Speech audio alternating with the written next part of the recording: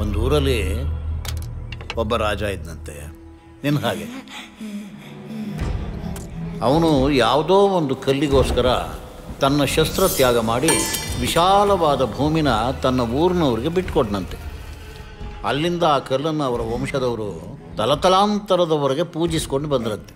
ಒಂದು ತಲೆಮಾರಿನವ್ರಿಗೆ ಆ ಜಾಗ ಬೇಕು ಅಂತ ಅನ್ನಿಸ್ದಾಗ ಸುಮ್ಮನೆ ಕುಂಡೆ ಮುಚ್ಚಿಕೊಂಡು ತಗೊಳ್ಳೋದು ಬಿಟ್ಟು ದೈವದ ಹತ್ರ ಪ್ರಶ್ನೆ ಇಟ್ರಂತೆ. ಆಗ ದೈವದ ವೇಷ ಹಾಕಿದವ ಜಾಗದ ವಿಷಯಕ್ಕೆ ಬಂದರೆ ರಕ್ತಕಾರಿ ಸಾಯ್ತೀರಾ ಅಂದನಂತೆ. ತಣಿಗೆ ಇದು ವೇಷ ಹಾಕಿದವನೇ ಹೇಳಿದ ಅಂತ ಗೊತ್ತಾಯ್ತು.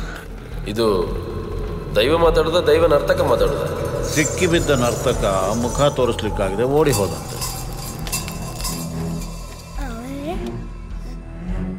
ಆಮೇಲೆ ಧಣಿ ಪ್ರಾಯ ಆಗಿ ಸತ್ನಂತೆ. ಧಣಿಯ ಮಗ ತನ್ನ ಮಗನಿಗಾದರೂ ಜಾಗ ಸಿಗಲಿ ಅಂತ ಹೇಳಿ ಬಾರ ಬಿಟ್ಟೋಗ್ತಾನೆ. ಎಂತಾಗಬೇಕಿತ್ತು ಧಣಿ? ಗುರುವ, ನನ್ನ ಜಾಗ ನಿಂಗೆ ಕೊಡ್ತೇನೆ, ನಿಮ್ಮವರು ಇರುವ ನನ್ನ ಜಾಗ ನನಗೆ ಸಿಗುವ ಹಾಗೆ ಮಾಡಬೇಕು. ಎಂತ ಮಾತಾಡ್ತಿದ್ರೆ ಧಣಿ? ಅನಾದಿ ಕಾಲದಲ್ಲಿ ದೈವ ನುಡಿ ಕೊಟ್ಟದಕ್ಕೆ ಜಾಗ ಊರವರ ಪಾಲಾಯಿತು. ಇನ್ಮೇಲೆ ನಡೆಯುವ ಕೋಲದಲ್ಲಿ ದೈವ ನುಡಿ ಕೊಡಬಾರ್ದು, ಗುರುವ ನುಡಿ ಕೊಡಬೇಕು. ಯಾಕೀಗೆಲ್ಲ ಮಾತಾಡ್ತಿದ್ರೆ ಧಣಿ?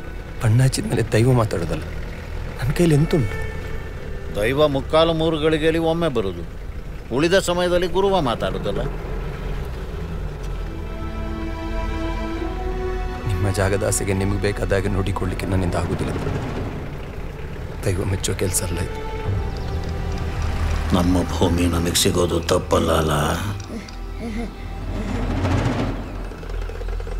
ಧಣಿ?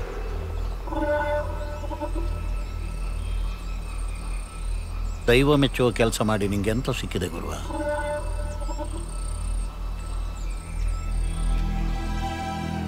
ನಿಮ್ಮ ಬಾಯಲ್ಲಿ ಇಂಥ ಮಾತು ಕೇಳಿಕ್ಕೆ ಆಗುದಿಲ್ಲ ನನಗೆ. ಅವ್ರಿಗೆ ನಿಮ್ಮ ಮೇಲೆ ತುಂಬ ಗೌರವ. ಅವ್ರಿಗೆ ವಿಷಯ ಗೊತ್ತಾದ್ರೆ ಅದು ಹೇಗೆ ಗೊತ್ತಾಗ್ತದೆ? ನೀ ಹೇಳ್ತೀಯನ? ಓ,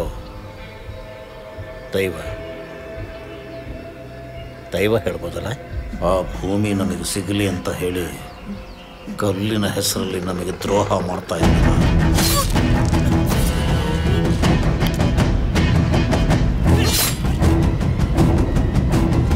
3 ಎಕರೆ ಜಾಗದ ಬೆಲೆ ಗೊತ್ತುಂಟೇನೆ ನಿನಗೆ? ನಿಮಗೆ ಧರ್ಮ ಸಿಕ್ಕಿದ್ದಲ್ಲ, ನಿನಗೆ ಹೇಗೆ ಗೊತ್ತಾಗ್ತದೆ?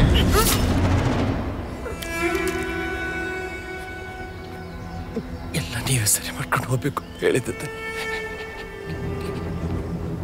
ನಿಮ್ಗೆ ಅರ್ಥ ಆಗ್ಲಿ ನಂತರ ನಾನೇ ಸರಿ ಮಾಡೋದಾದ್ರೆ ನಿಮ್ಮ ದೈವ ಎಂತಕ?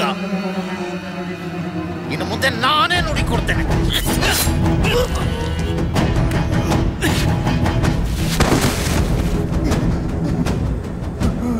ಅಚಾತುರ್ಯದಲ್ಲಿ ಆಯ್ತು ಮಾರಾಯ. ರಪ್ಪ ಈ ಹಣವನ್ನು ಅಲ್ಲಿ ಬಿಸಾಡಿ ಬರುವ ಬಾ.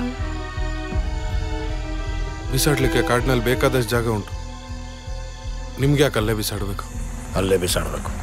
ನಮ್ಮ ಜಾಗದಲ್ಲಿ ಕೂತು ಗೇಣಿ ಕೊಡೋದಂಥ ಬ್ಯಾವರ್ಸಿಗಳಿಗೆ ಬಲಿ ಕೊಡಲೇಬೇಕಂತಾದರೂ ಅರ್ಥ ಆಗಲಿ.